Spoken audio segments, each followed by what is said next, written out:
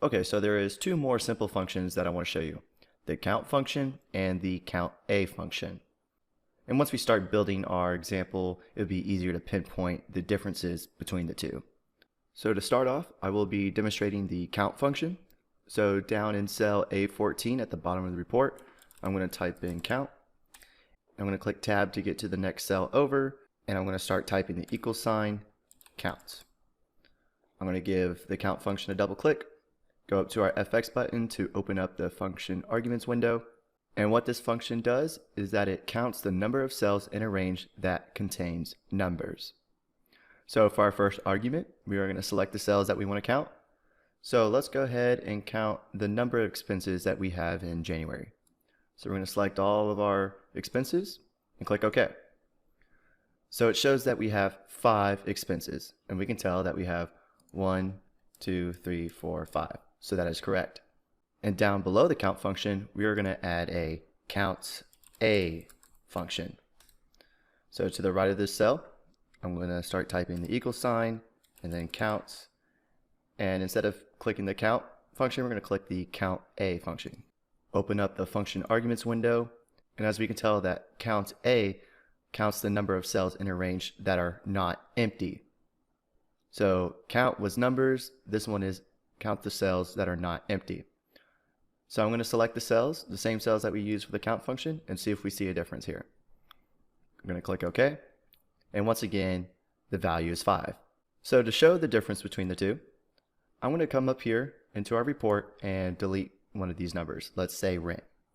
I'm going to delete rent, and now we can tell that our count and count a function both went to 4, because count counts the numbers and there's only 4 numbers.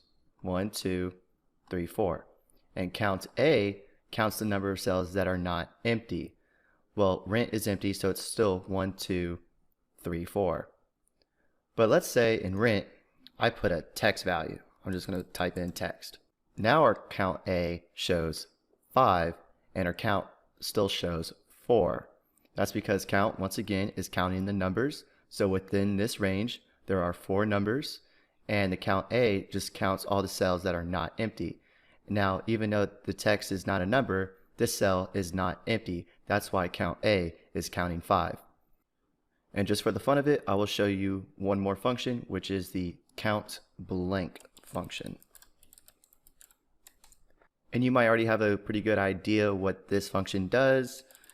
And if we look at the function arguments window, it counts the number of empty cells in a specific range of cells.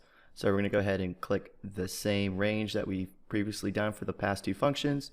Click OK or enter. And right now the count blank is showing 0 because there's no empty cells.